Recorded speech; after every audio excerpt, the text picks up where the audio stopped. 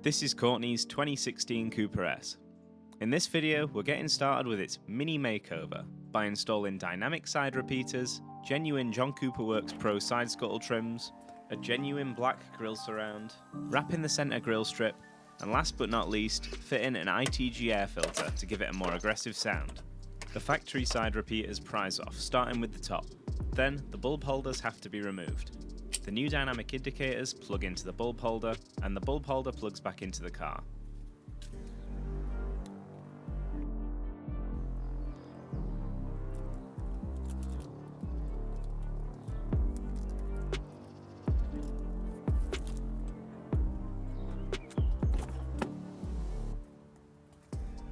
Before clipping everything back into place, it's a good idea to test that the new indicators are working.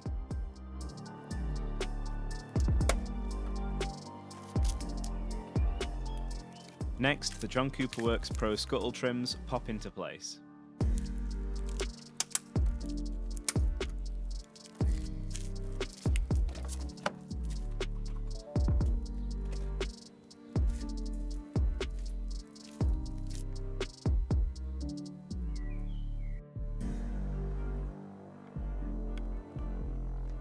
Now it's time to fit the new air filter. This ITG foam panel filter gives measurably better flow than the stock paper filter and adds a bit more induction noise. Most importantly, it doesn't need to be oiled like a K&N filter. Oiled filters can dirty the MAF sensor and cause running issues, so I tend to avoid them and stick to other brands. I've got an AEM dry flow on the 265 horsepower turbo diesel Vectra, 114mm Pro Ram on the Astra, and this ITG is going on the Mini, which are all great alternatives.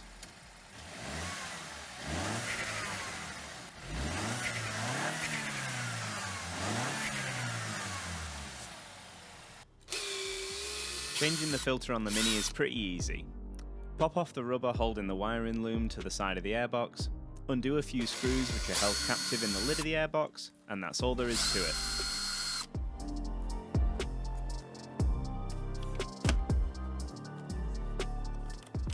With the stock filter out, we can see it's looking a bit worse for wear, with a couple of holes in the bottom layer of foam.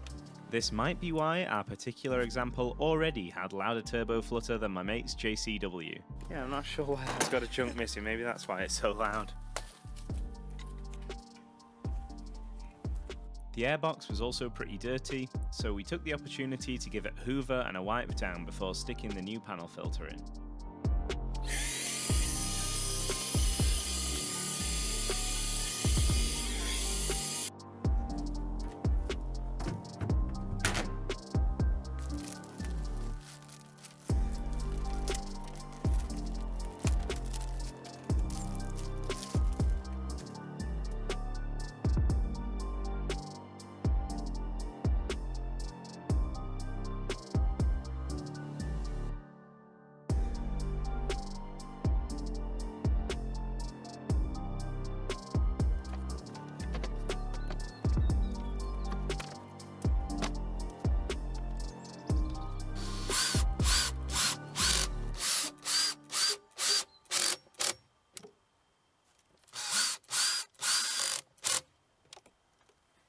And then you grab the top of the box and you say, that ain't going nowhere. That ain't going nowhere. With it all back together, it's time for a sound test. Here's the before and after comparison.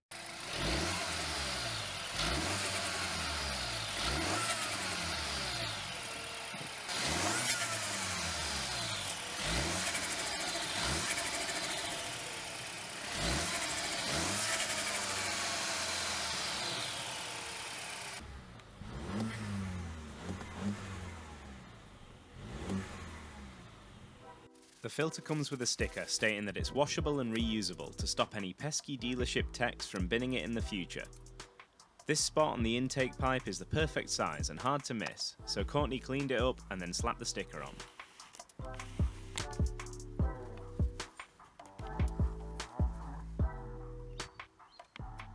While we're at it, no Mini is complete without a low end sticker.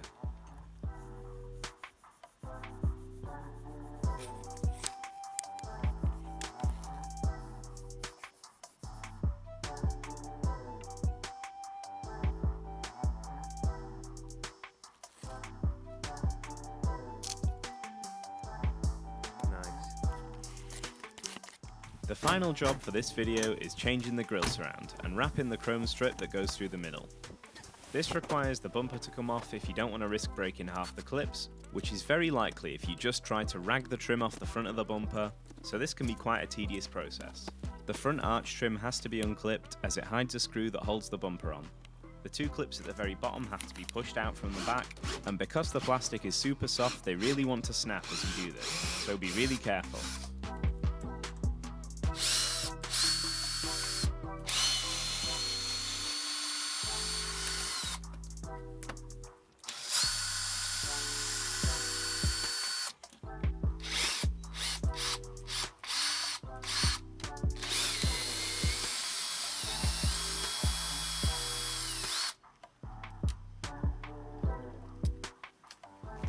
With the bolts along the slam panel at the top removed, there's a few hex screws holding the bumper to the undertray.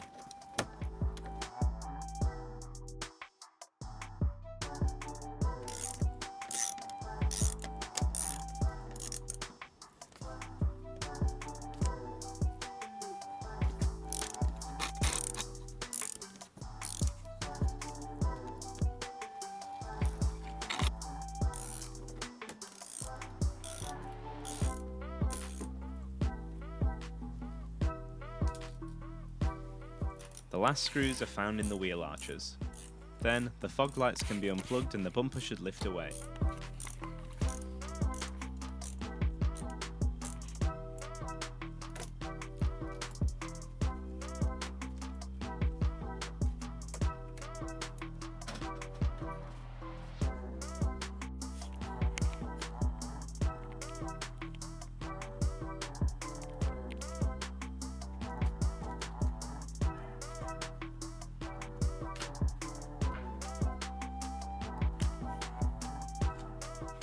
Now, with the help of our new 8-legged friend, it's time to undo all of the tiny clips holding in the grille surround, and gently push them out from the back to avoid snapping anything.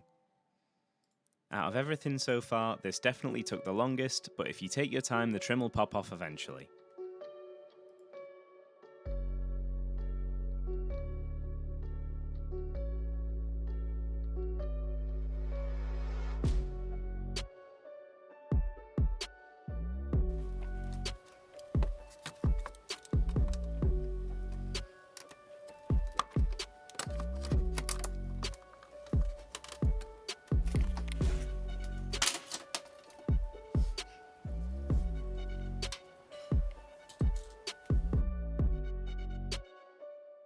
Now we can do the same for the centre trim. This one took considerably less time, thankfully, and doesn't get a flagging off.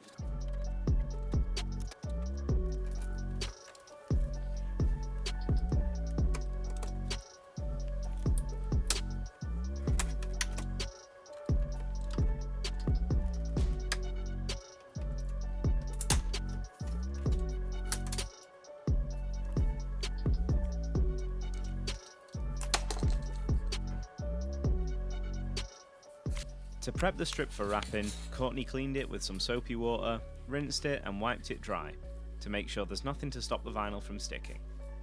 Then we sprayed it with more clean soapy water to make the vinyl easier to apply.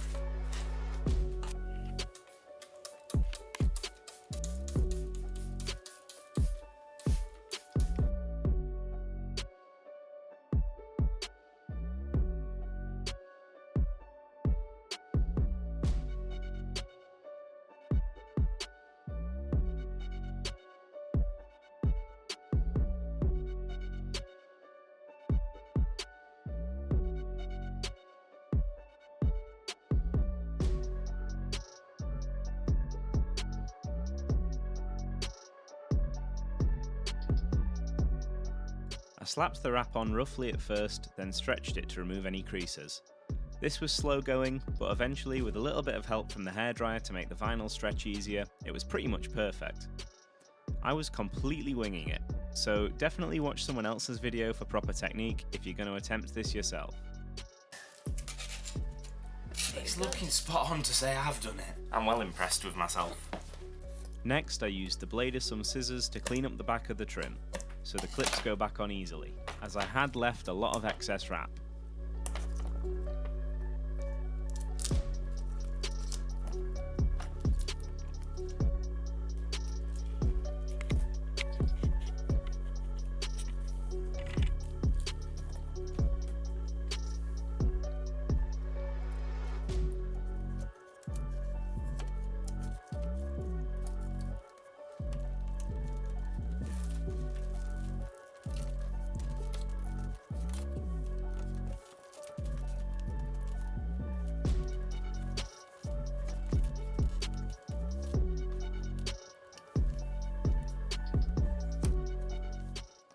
This is a genuine Mini grille surround in gloss black. You can get these straight from your local dealership, but we got this one from Cotswold BMW, who have an eBay store with a pretty reasonable price for all the gloss black bits people commonly replace when dechroming their Coopers. This just clips on as you'd expect.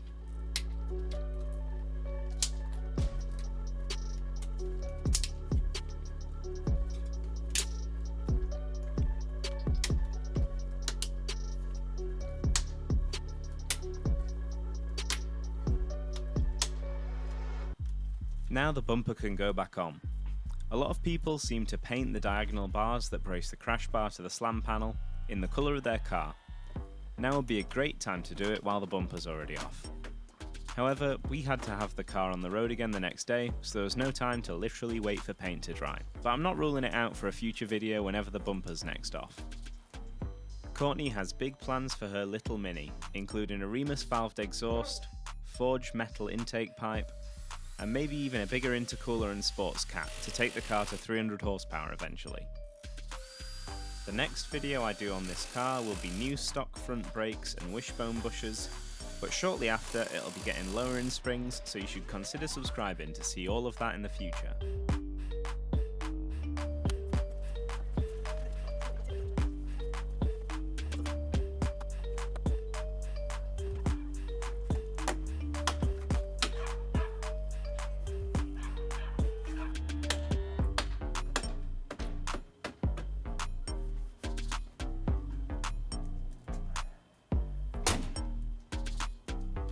Big improvement, isn't it? With the Mini's face finally back in one piece and the bonnet closed, it's looking pretty fresh.